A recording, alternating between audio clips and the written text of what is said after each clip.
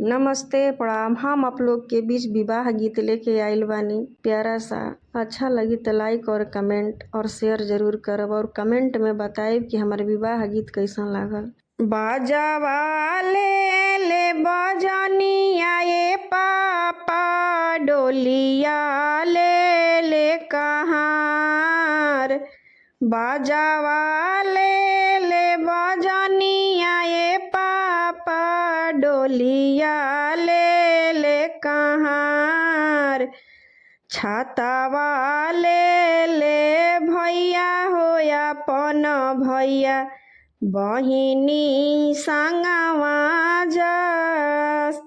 छातावा ले भैया होया पन भैया बहिनी संगवा जस। जहाँ जहाँ डोलिया ये पापा रोकेला कहार। जहाँ जहाँ डोलिया ये पापा रोकेला कहार।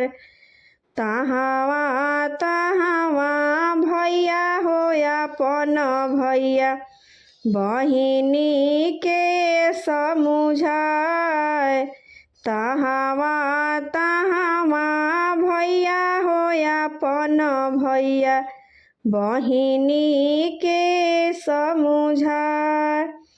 चुप रे हो खू बहिनी हमार। चुप रे हो खू बहिनी हमार। पापा के संपत्ति आए बहिनी आधा देबो बटवाए। पापा के संपत्ति आए बहिनी आधा देबो बटवाए। पापा के संपत्ति आए भैया तोहरे के बाड़। पापा के संपत्ति आए भैया तोहरे के बाड़।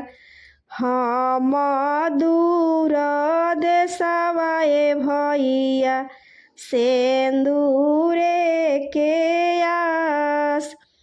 हम दूर देशवाए भैया सेंदूरे के आस। फिरी हो जाहूँ भैया हो हमार। फिरी हो जाहूँ भैया हो हमार। मम्मी घरवा रोवत होइहा दीह ना समुझाए।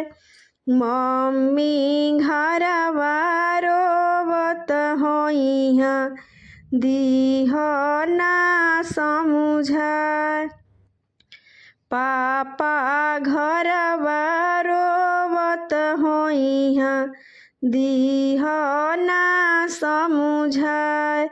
पापा घरवा रोवत होइहन दीह ना समुझाए। तू त ये बबुआ फिरी होइल अपना घर दुआर।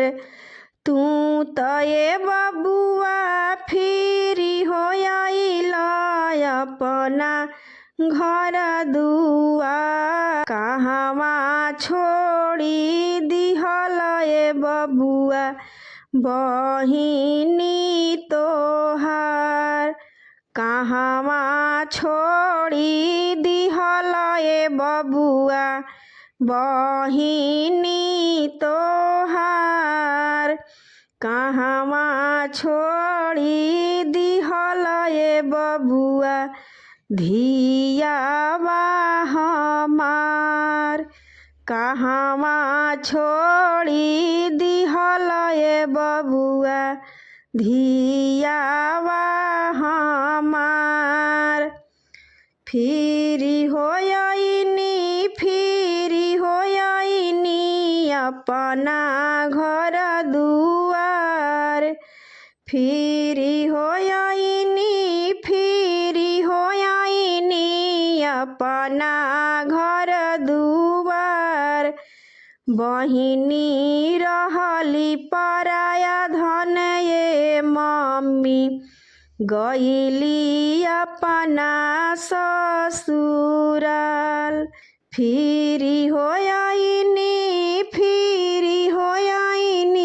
अपना घर दुआर। बहिनी रहली पराया धन ये मम्मी गईली अपना ससुराल। बहिनी रहली पराया धन ये मम्मी गईली अपना ससुराल।